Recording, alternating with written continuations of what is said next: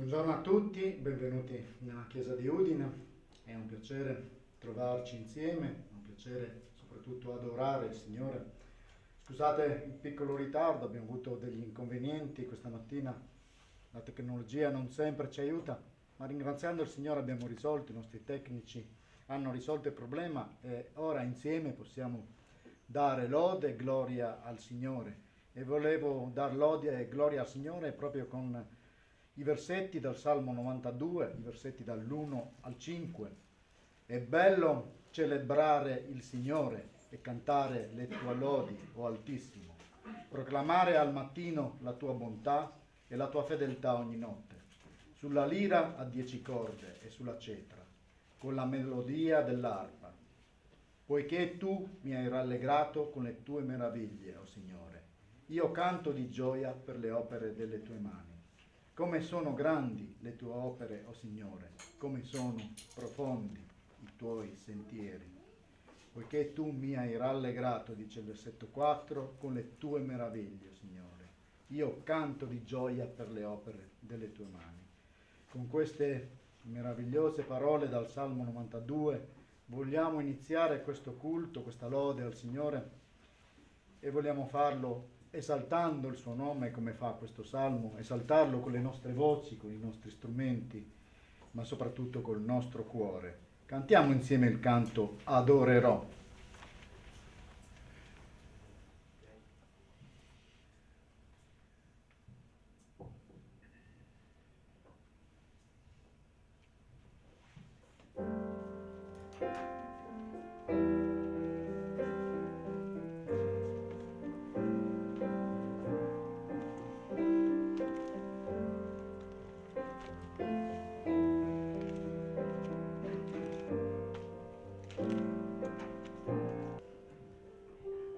Signore, solo a te vogliamo adorare, solo a te vogliamo dare la nostra lode. Grazie per la vita, per il dono della vita eterna, Signore, che ci hai donato in Cristo.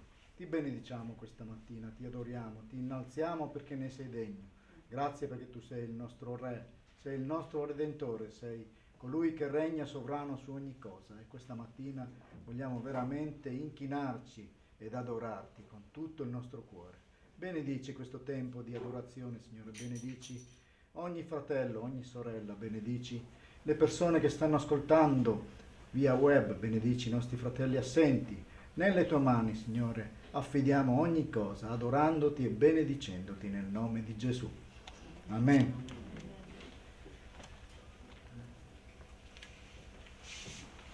Il Signore regna. Egli si è rivestito di maestà.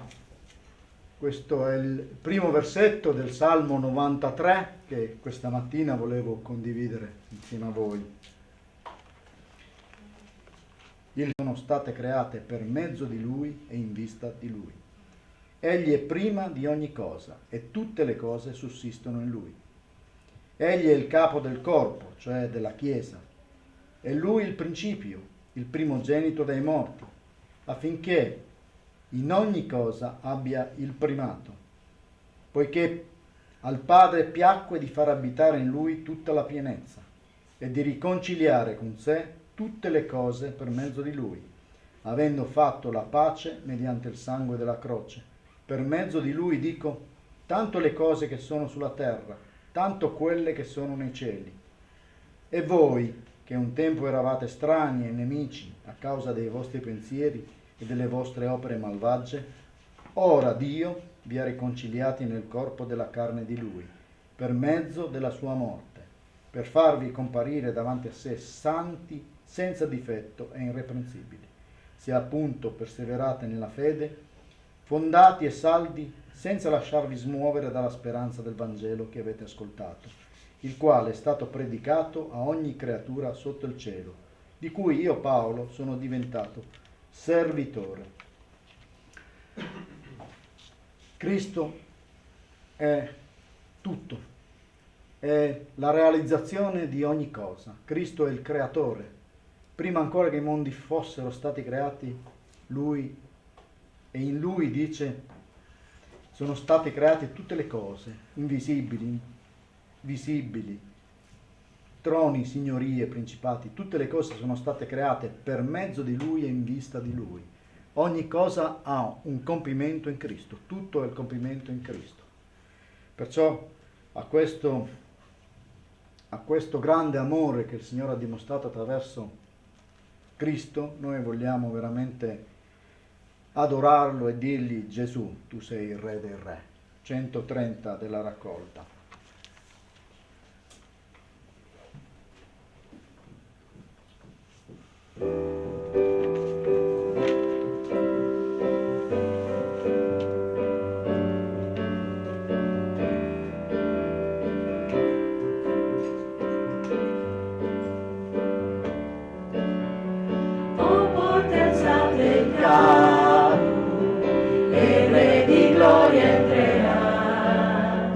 I vostri occhi alzate verso il Re, levate a Lui la voce, aprite il cuore al suo amore, date a Lui la lode, la forza e l'onore. Chi è il Re di gloria? Chi è il Re di gloria? È Gesù il Signore, Gesù è il Re dei Re, Signore dei Signori, Gesù è il vincitore. Quel che c'è in me ti lodi, oh Dio. Quel che io adoro sei solo tu.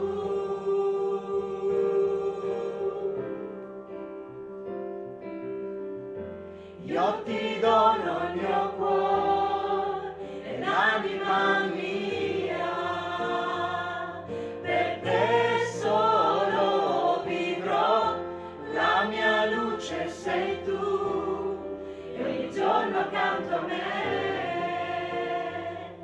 cammini, mio Signore.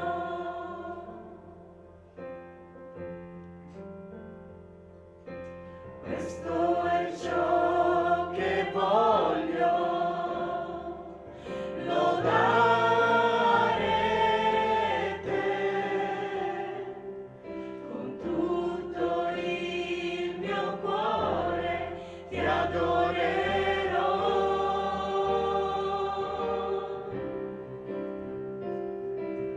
Tutto ciò che ho lo offro a te,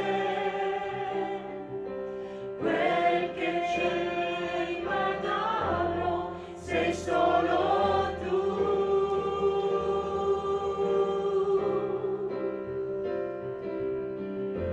Io ti dono il mio cuore e l'anima mia, per te solo vivrò, la mia luce sei tu, e ogni giorno accanto a me cammini, mio Signore. Io ti dono il mio cuore e l'anima mia, per te solo vivrò, la mia luce sei tu, e ogni giorno accanto a me cammini, mio Signore.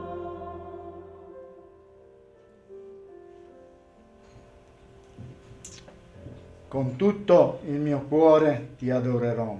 Tutto ciò che ho lo offro a te. Quel che cerco e amo sei solo tu. Abbiamo detto questo al Signore attraverso questo canto. Cosa vuoi offrire questa mattina al Signore? Cosa c'è nel tuo cuore che vuoi dire a Lui?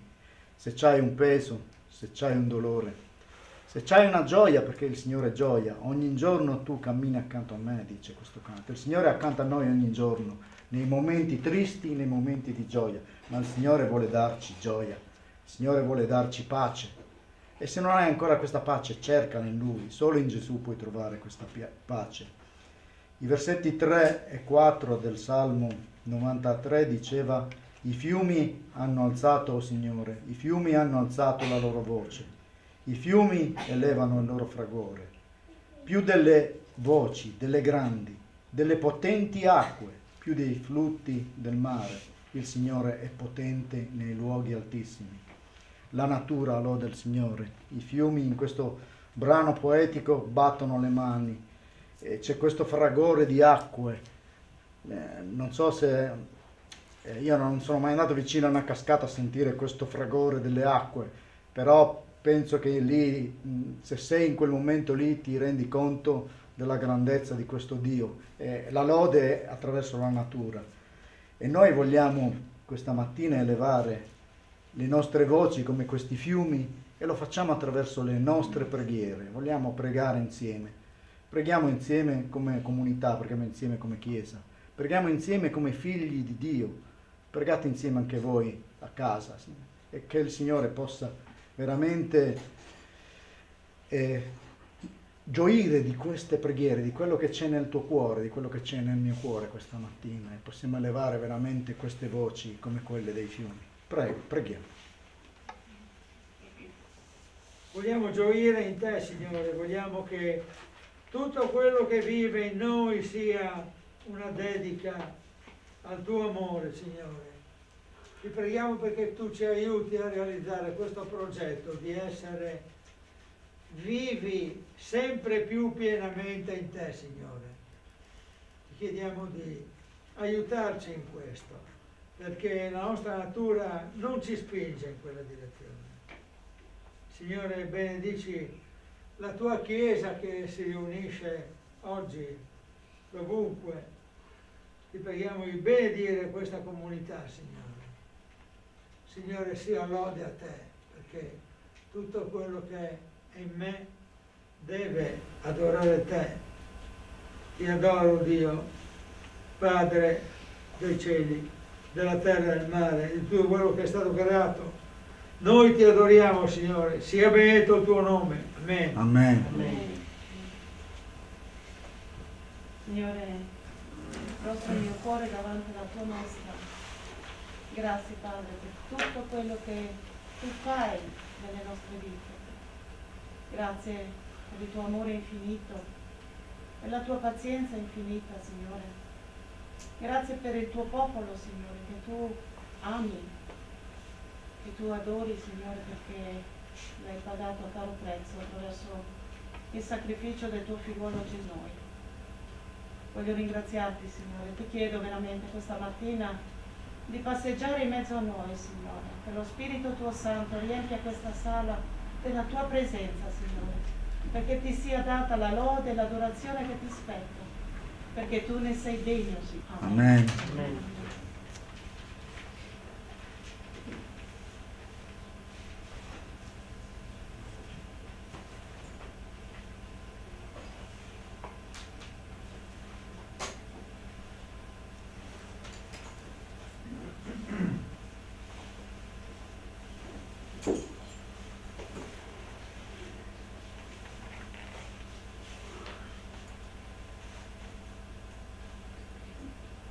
Signore, sia a te la lode dovuta, Signore, dagli abitanti di tutta la terra, Signore, sia proclamato il tuo santo nome, la tua maestà, la tua sovranità, la tua giustizia in Gesù Cristo, Signore, perché altrimenti chi potrebbe scappare, Signore.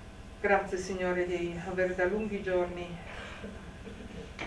pensato alla nostra salvezza, Signore, in Gesù Cristo.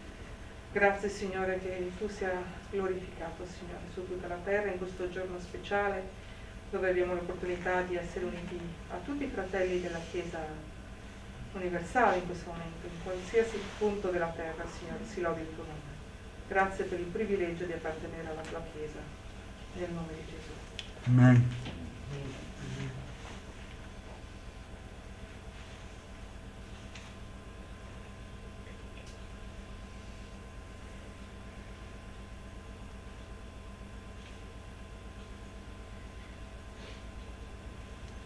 Signore, il nostro cuore questa mattina è gioioso, Signore, ci vogliamo rallegrare in te.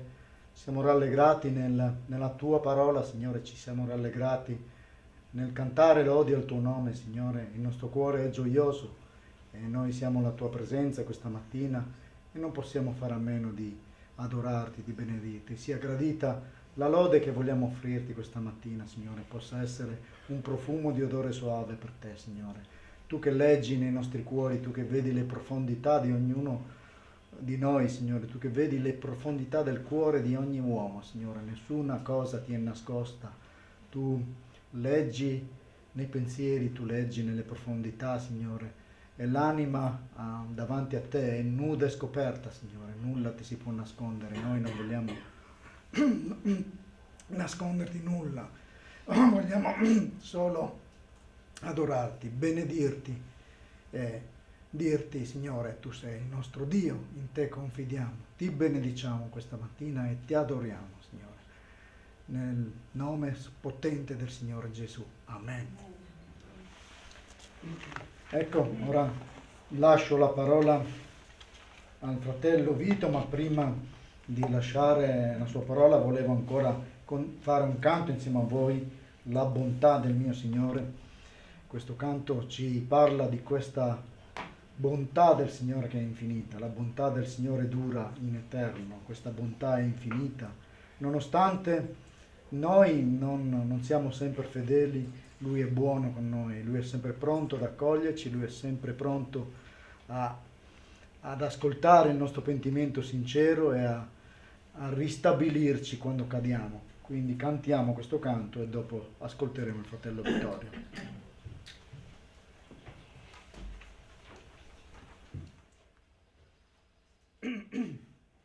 Leggo un passo dalla Bibbia, dai Salmi 96, dal versetto 6 al 13. Splendore e maestà sono davanti a Lui, forza e bellezza sono nel suo santuario. Date all'Eterno, o famiglie dei popoli, date all'Eterno gloria e forza. Date all'Eterno la gloria dovuta al suo nome. Portate le offerte e venite nei suoi cortili. Prostratevi davanti all'Eterno, nello splendore della sua santità. Tremate davanti a Lui, o abitanti di tutta la terra. Dite fra le nazioni, l'Eterno regna. Il mondo è stabilito fermamente e non sarà smosso. Egli giudicherà i popoli con rettitudine. Si rallegrino i cieli e gioisca la terra. Rumoreggi il mare e tutto ciò che è in esso. Esulti la campagna e tutto quello che è in essa. Allora tutti gli alberi della foresta manderanno gridi di gioia davanti all'Eterno. Perché? Perché egli viene a giudicare la terra, ma egli giudicherà il mondo con giustizia e i popoli nella sua fedeltà. Io canterò della tua benignità e della tua giustizia, o Eterno, canterò le tue lodi.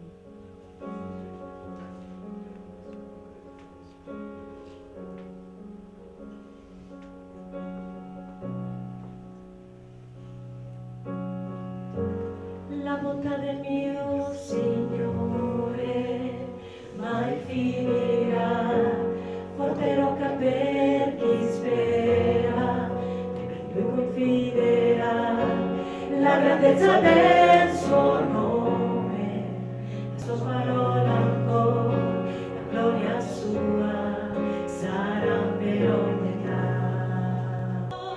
Non cambi mai, fedele sei, chi fermerà il tuo grande amor?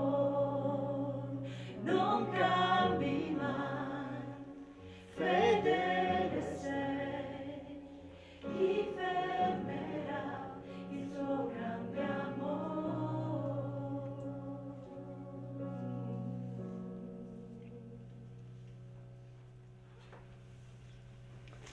Ora do la parola a Vittorio.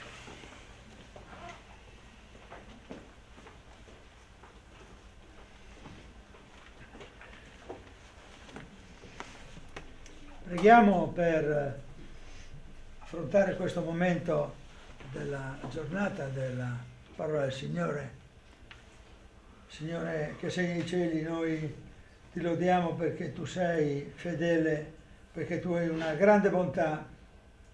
La bontà tua, Signore, ci accompagni anche in questa parte della riunione in cui sarà letta la tua parola. Leggi per ognuno di noi, Signore. Parla ad ognuno di noi, Signore. Inducici a mettere in pratica quello che è il tuo insegnamento, Signore, il tuo ordine. Te lo chiediamo nel potente nome di Gesù Cristo. Amen.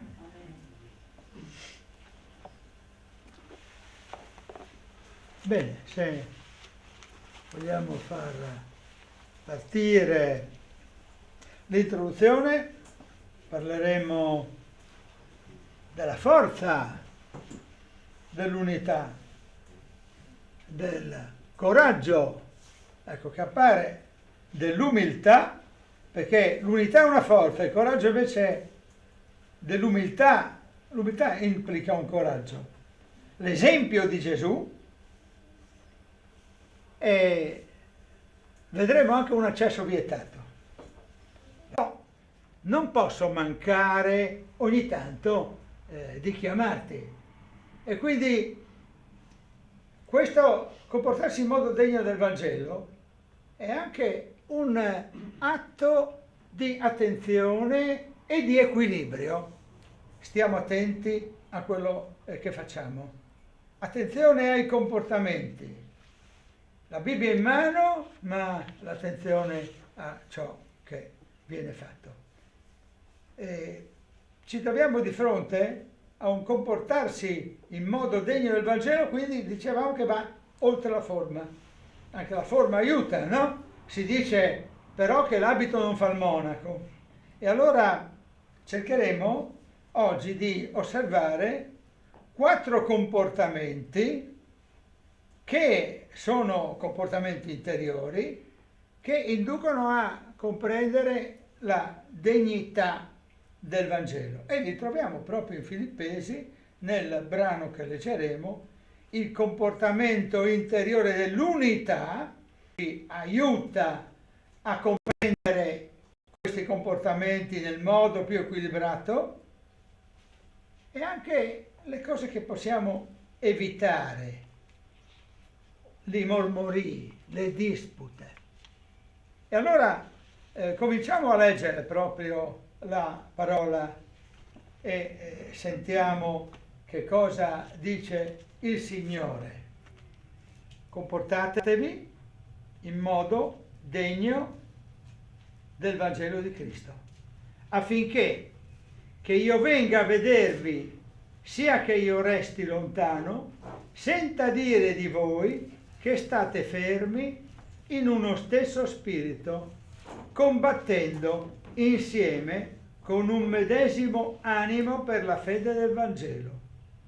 Per nulla spaventati dagli avversari, questo per loro è una prova evidente di perdizione, ma per voi di salvezza, e ciò da parte di Dio, perché vi è stata concessa la grazia rispetto a Cristo, non soltanto di credere in Lui, ma anche di soffrire per Lui, sostenendo voi pure la stessa lotta che mi avete veduto sostenere e nella quale ora sentite dire che io mi trovo.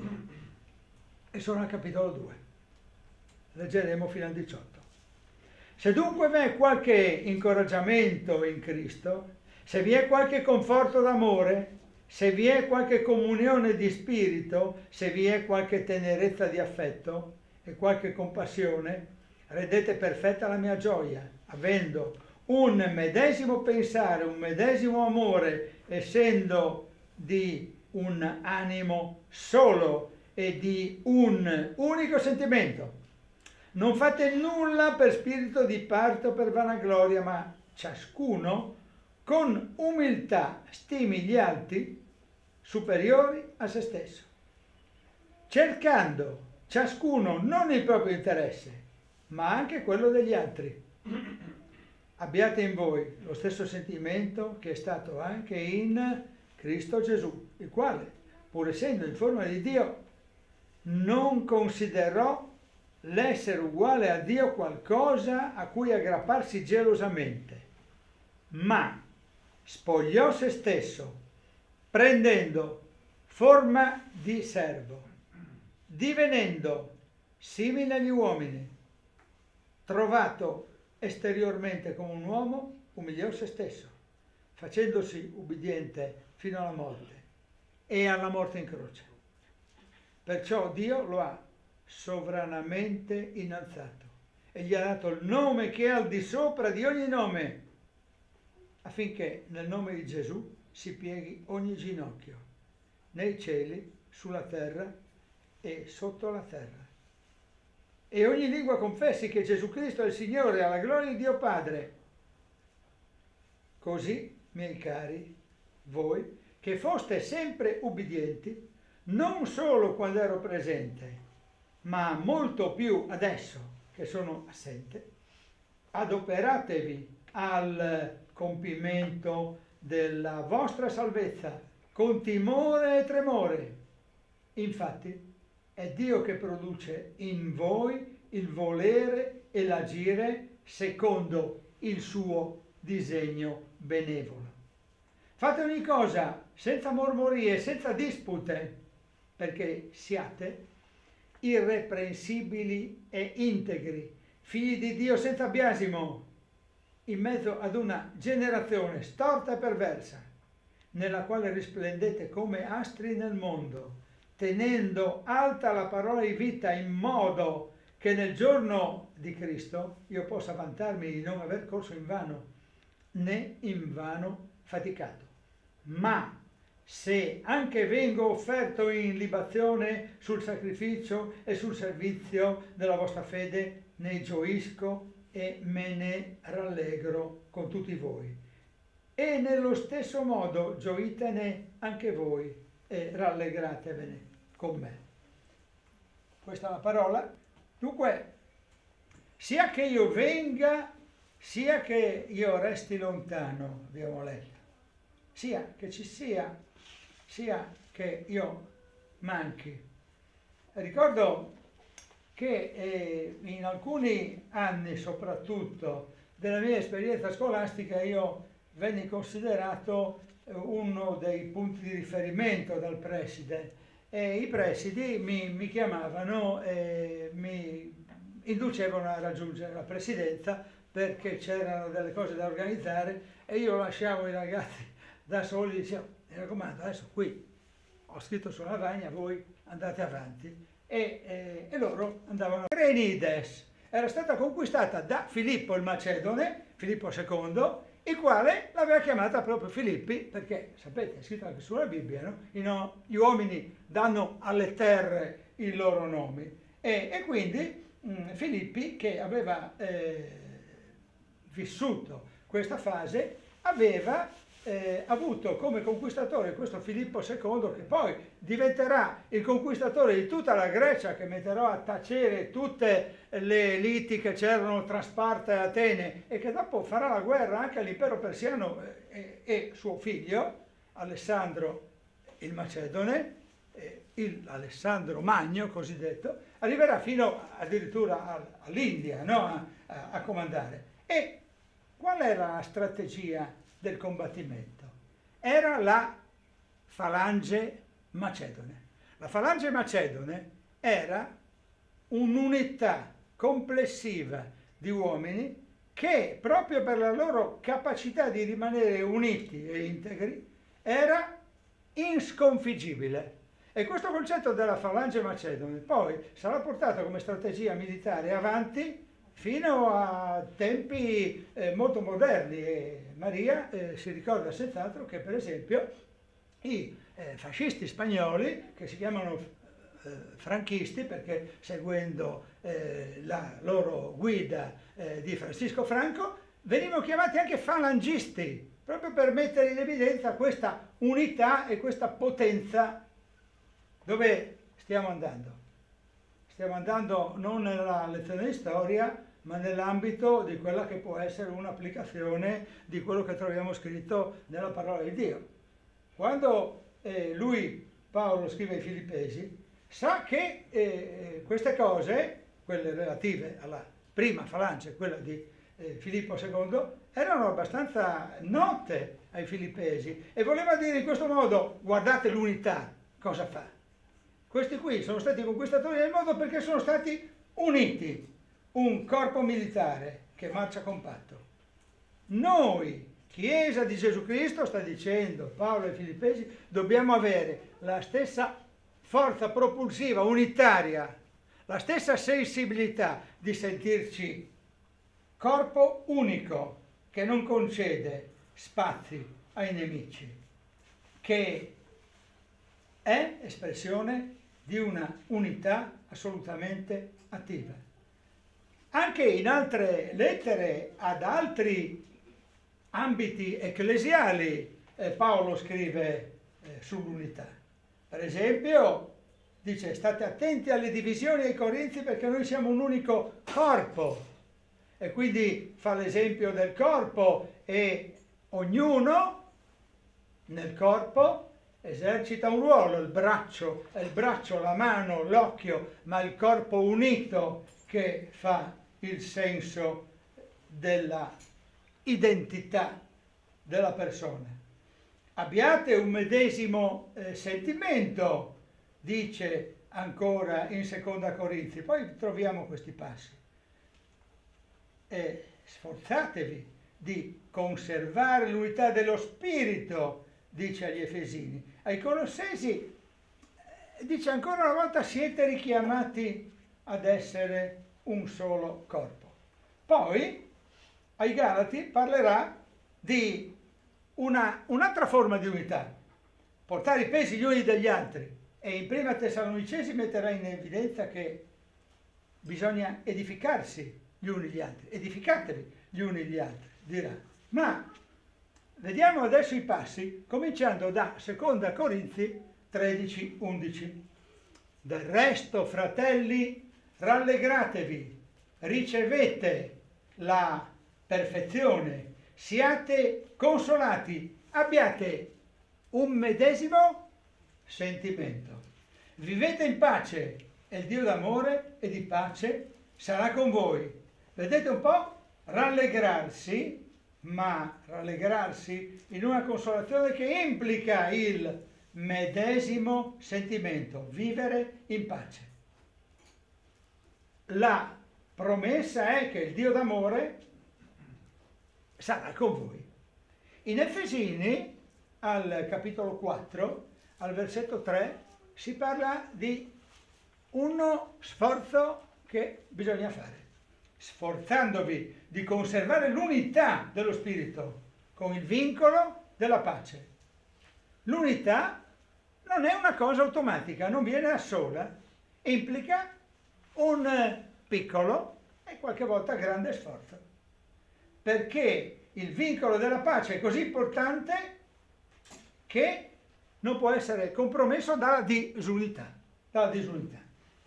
In Colossesi, al capitolo 3, al versetto 15, ecco cosa è scritto: e la pace di Cristo, alla quale siete stati chiamati per essere un solo corpo, regni nei vostri cuori e siate riconoscenti. E quindi c'è una pace di Cristo alla quale siamo stati chiamati. Non siamo stati chiamati se non alla pace, e siamo stati chiamati proprio in virtù di questa pace ad essere un solo corpo. E questa pace deve regnare nei nostri cuori, nei vostri cuori è scritto, e bisogna anche essere riconoscenti a Dio, perché questa pace ce l'ha da Dio, non è una cosa che noi conquistiamo per la nostra bravura. La vostra unità dunque sarà vista, compresa, quindi sarà prova evidente davanti ai vostri avversari. Del resto, sappiatelo, vi è stata concessa, abbiamo letto, la grazia di soffrire per Lui. Soffrire per il Vangelo è un privilegio, dice l'Apostolo. Osservate il capovolgimento della filosofia edonistica. Dovete sapere, molti di voi già sanno queste cose, comunque ci sono due correnti filosofiche che vanno per la maggiore nel tempo storico di Paolo. Una è la corrente degli stoici e l'altra è la corrente degli epicurei. E gli stoici sono quelli che dicono che bisogna soffrire per vivere. Gli epicurei invece sono quelli che dicono prenditela alla buona e chi ha dato, chi ha avuto, scordiamoci il passato, il presente e anche il futuro e continuiamo a vivere in pace e felici perché non c'è niente che ci deve dare preoccupazione, perché finché siamo vivi godiamocela e quando non ci siamo più vedremo. E questo capovolgimento della filosofia sia stoica che epicurea fa parte del linguaggio di Paolo. E quindi, ma anche oggi ci sono questi atteggiamenti di, soprattutto epicurei, no? Il piacere fine a se stesso. Invece qui Paolo dice che Cristo conta anche quando si deve soffrire, non si vive per soffrire, ma bisogna essere pronti anche a pagare un prezzo. Il grande incoraggiamento, il senso della comunione sono una gioia che va oltre la sofferenza. E ancora, non si faccia nulla per spirito di parte, ma ciascuno sia umile. E qui entriamo nel capitolo che potremmo intitolare il coraggio dell'umiltà. L'umiltà non è la modestia e non è la finta modestia. È facile essere fintamente modesti. Ci sono due atteggiamenti della modestia che vanno corretti se eventualmente persistessero nella vita cristiana. Ma io non sono capace e quindi non sono capace, non è affar mio, quindi tutto sommato mi defilo perché mi tiro da parte. E l'altro atteggiamento invece è quello del modesto che aspetta di ricevere i complimenti. No, non ho fatto nulla, non ne si tratta proprio di niente. Ma no, che sei bravo, com'è? Perché lui si aspetta di in una scuola come questa non c'è nessuno che ha fatto queste cose, quindi tu sei più bravo. No, non ho fatto niente. Così l'altro rincara la dose e dice no, ma sei bravo, sei importante. Questa finta modestia e questa fuga dalla responsabilità, la prima è una fuga, la seconda è una finzione, è il contrario dell'umiltà di cui si parla in questo passo. L'umiltà è una consapevolezza che sono al servizio di Cristo e degli altri con sottomissione e quindi non cercare il tuo interesse ma quello degli altri. Sentiamo in Prima Corinzi al capitolo 13 al versetto 5: l'amore non si comporta in modo sconveniente, non cerca il proprio interesse, non si inasprisce e non addebita il male. L'amore quindi è una forma di umiltà, perché l'umiltà è altruismo ed è un atto di coraggio, che è una conseguenza dell'unità a sua volta. Avendo un medesimo pensare, un medesimo amore, dice il versetto 2 del capitolo 2 di Filippesi, avendo un medesimo pensare, un medesimo amore, essendo di un animo solo e di un medesimo sentimento, cercando l'interesse degli altri. Quando uniti si può essere umili e altruisti. Peraltro abbiamo uno stupendo esempio in Gesù. E l'esempio di Gesù potrebbe essere ulteriormente il nostro capitolo. Lui, in forma di Dio, non si aggrappò a quella forma per costituire se stesso come privilegiato, ma addirittura si spogliò, si rese servo, ubbidiente, perché l'umiltà porta obbedienza. Non è il sono io, è il progetto. Per Gesù nessuna gelosia, per noi nessuna gelosia della nostra condizione. Per Gesù lo spirito di sacrificio, di obbedienza lo porta a rinunciare a se stesso per il progetto, per il regno. È obbediente fino alla morte in croce per i tuoi peccati. E dobbiamo ripetercelo e dobbiamo ripeterlo a tutti quelli con i quali possiamo avere contatti, che Gesù è morto per i nostri peccati. Perché dobbiamo ripeterlo? Lo so che diciamo sempre le stesse cose, ma le diciamo perché sono cose così importanti che devono entrare perfettamente nelle nostre coscienze. E sarebbe bene che entrassero nelle coscienze anche delle persone che noi incontriamo. Siamo peccatori, abbiamo bisogno della salvezza che viene solo da Gesù Cristo. L'abbiamo già detto? L'abbiamo già detto. L'hanno tutti compreso? Non è stato compreso da tutti. E nelle nostre famiglie noi troviamo che questa criticità c'è. Allora non è vero che l'abbiamo detto abbastanza volte. Allora non è detto che siamo ripetitivi. Dobbiamo essere ripetitivi e dire che Gesù è morto per i nostri peccati. Non è morto perché la storia dell'umanità è andata così, perché l'impero romano faceva così, perché i sacerdoti ebraici lo hanno considerato un avversario. Sì, ci sono anche tutte queste riflessioni da fare, ma non è andata così. È andata che Gesù ha offerto la sua vita perché solo attraverso lo spargimento del sangue ci poteva essere il perdono dei peccati. Ebrei 2, versetti 7 e 8. Tu lo hai fatto di poco, inferiore agli angeli, lo hai coronato di gloria e di onore. Tu hai posto ogni cosa sotto i suoi piedi. Gesù è stato fatto di poco, inferiore agli angeli.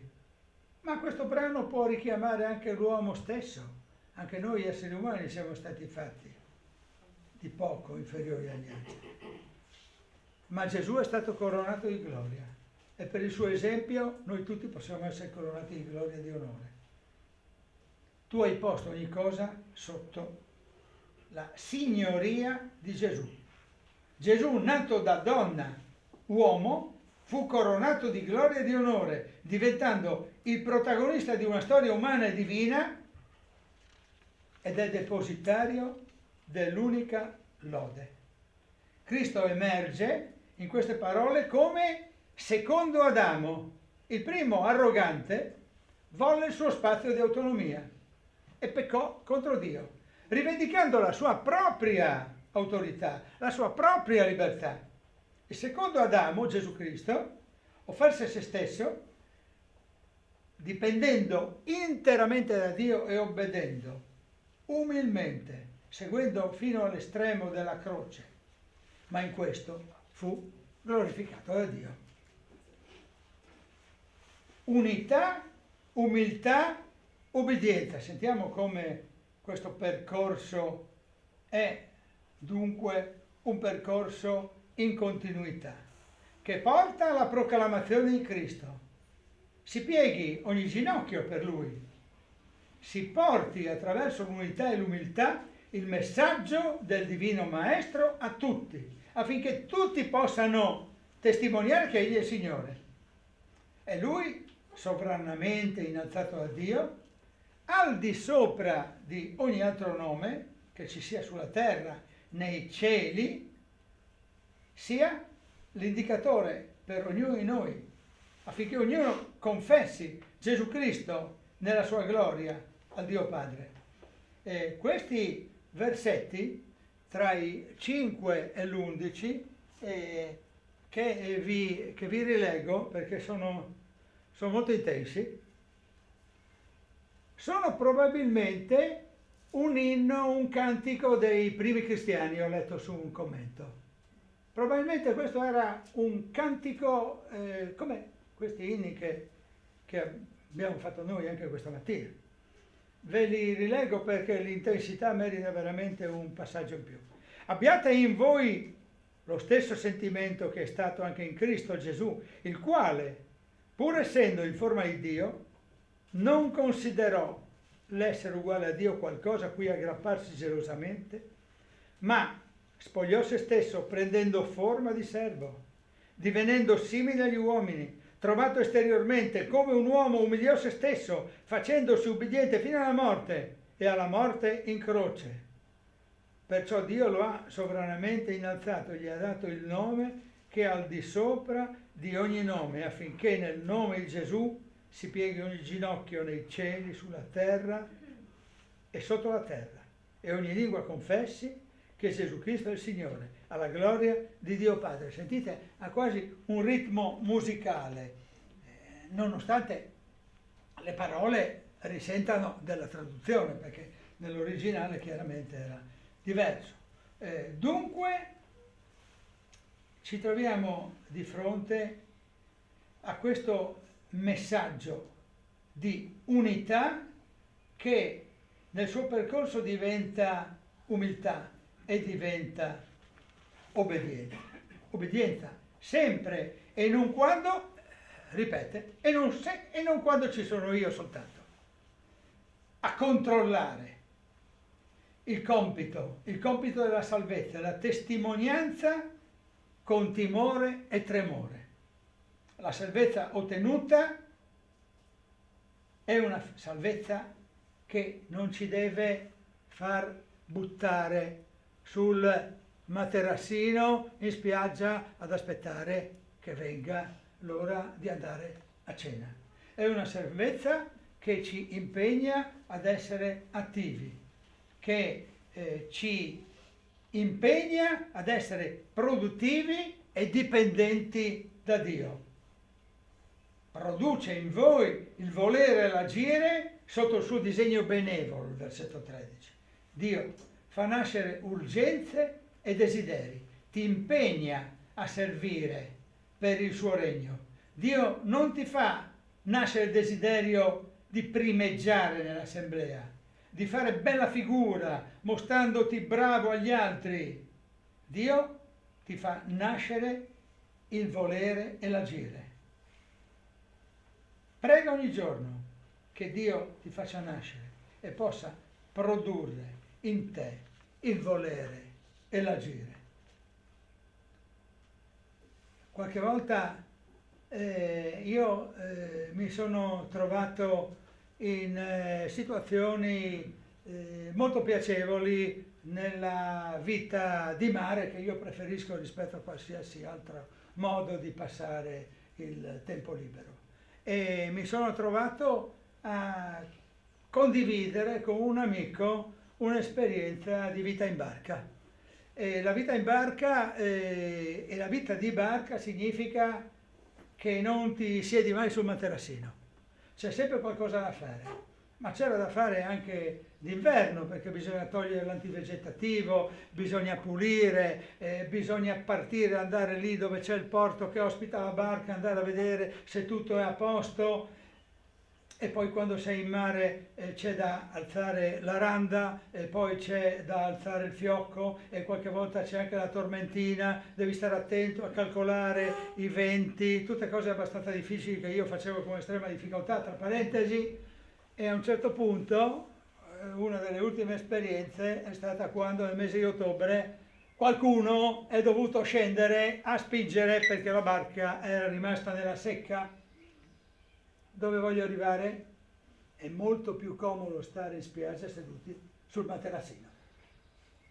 Ma la vita cristiana, e così ho fatto, ma la vita cristiana è un andare in mare, è un alzare il fiocco, è calcolare i venti, è alzare la randa, è pulire lo scafo, perché non la lasci sporca la barca alla fine, la devi lavare.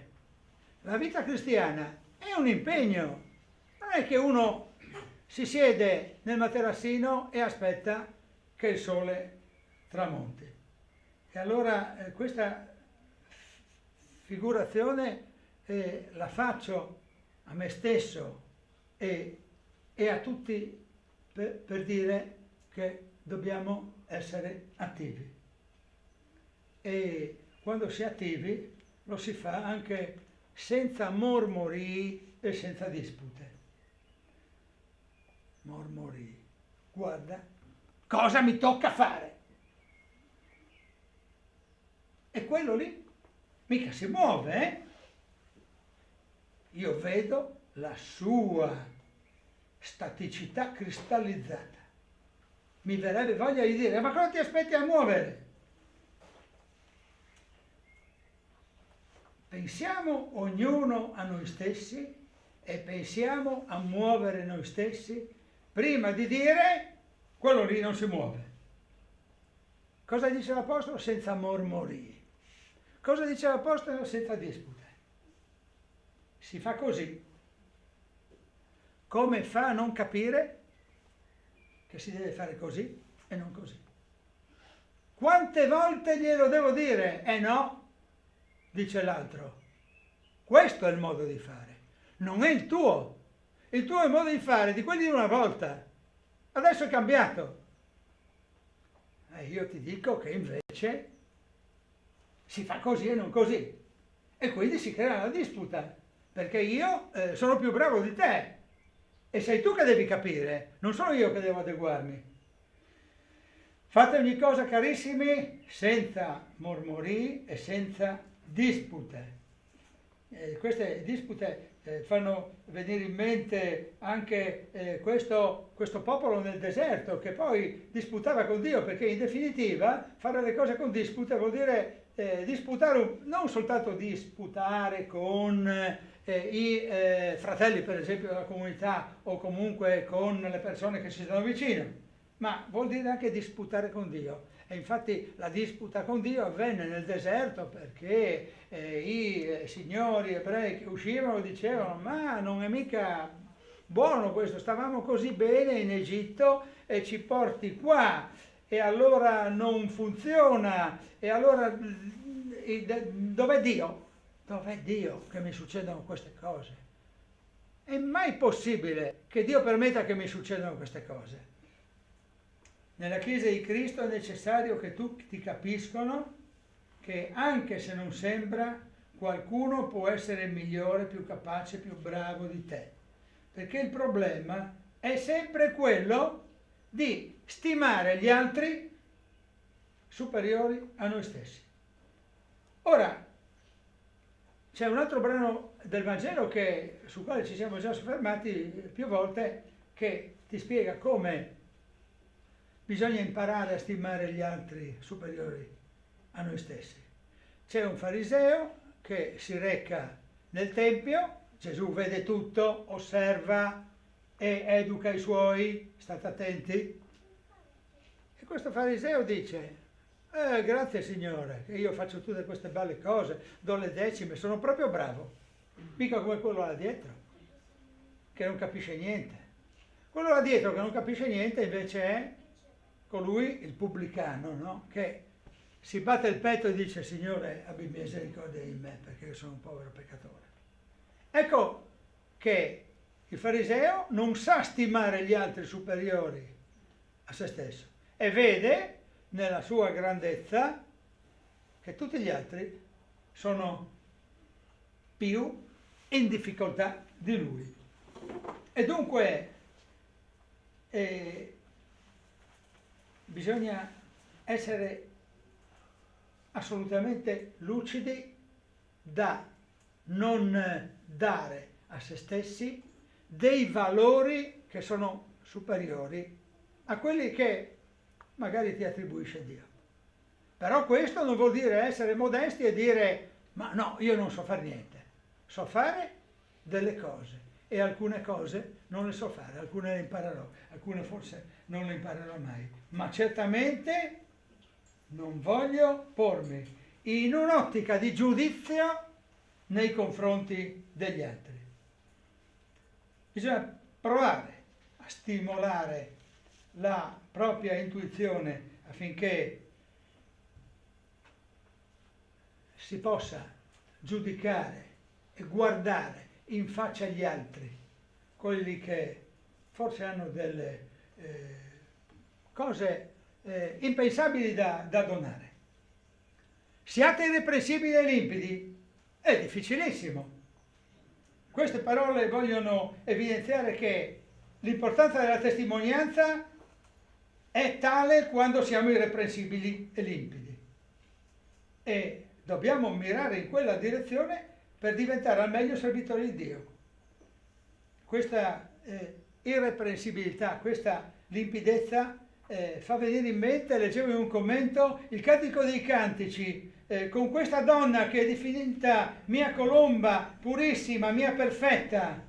La Chiesa, la sposa di Cristo perfetta, deve essere tale, deve essere degna di sviluppare il suo atto cultuale, presentarsi davanti a Dio perfetti. Perché ci troviamo di fronte a un mondo circostante dalla Chiesa ostile, corrotto, indifferente nel migliore dei casi. Eppure dobbiamo testimoniare in mezzo al mondo e non tirarci da parte, essere luce viva. Osserviamo che cosa dice Pietro nella seconda epistola, al capitolo 1, al versetto 19. Abbiamo inoltre la parola profetica più salda. Farete bene a prestare attenzione come una lampada splendente in luogo oscuro fino a quando spunti il giorno e la stella mattutina sorga nei vostri cuori, tenendo alta la parola di vita. Sapete che anche qui probabilmente Paolo si riferisce a una cultura che era abbastanza diffusa nella Grecia, che era quella delle Olimpiadi, per cui il tedoforo, sapete che è il tedoforo? Colui che porta la lampada, la fiaccola, no? E lui dice: io non avrò corso invano. L'Apostolo sembra riferirsi a questa staffetta in cui tutti i corridori sono coinvolti per lo stesso risultato, e il tedoforo porta in alto la fiaccola perché è il segnale di questo gioco olimpico, e lui vive però nel contesto di tutti i giochi, quindi di tutta l'unità che si svolge attorno a questa manifestazione sportiva. La vita o la morte, il sacrificio suo personale sono visti da Paolo con la stessa gioia che è richiesta ai Filippesi, che devono procedere uniti perché l'unità e l'umiltà esaltano il trionfo di Cristo, perché nei versetti finali abbiamo letto: io sono pronto a tutto, anche alla morte, basta che tutto questo avvenga nello spirito della continuità, di questa progettualità della quale abbiamo parlato.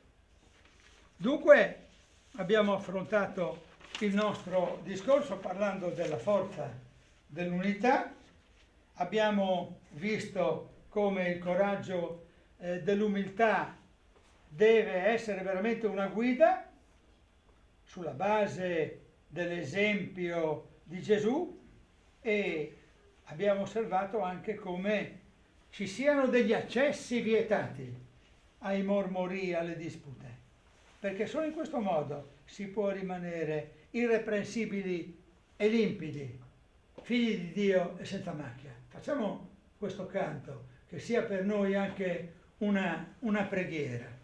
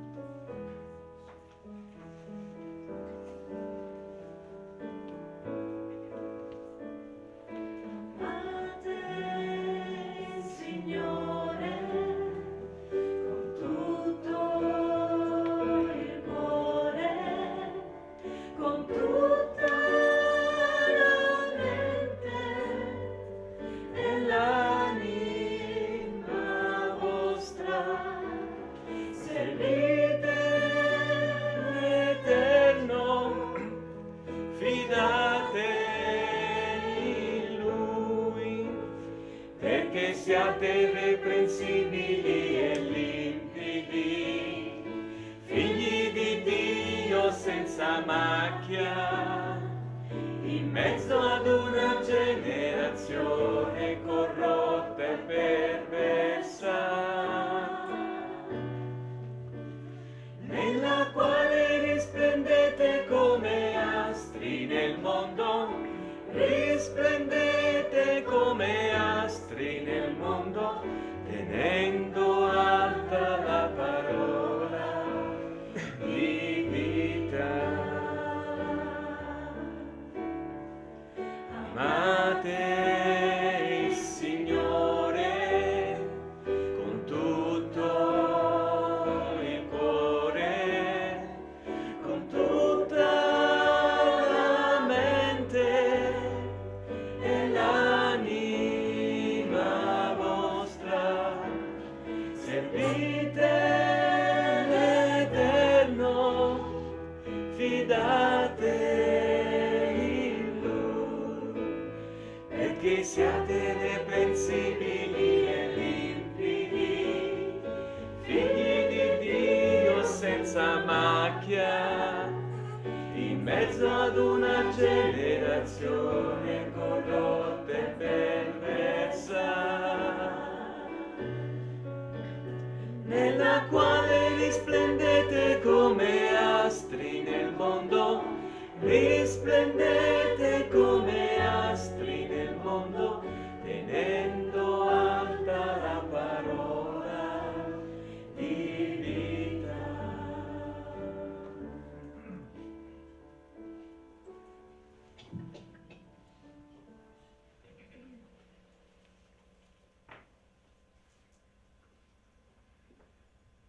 Salve a tutti dalla diretta pure.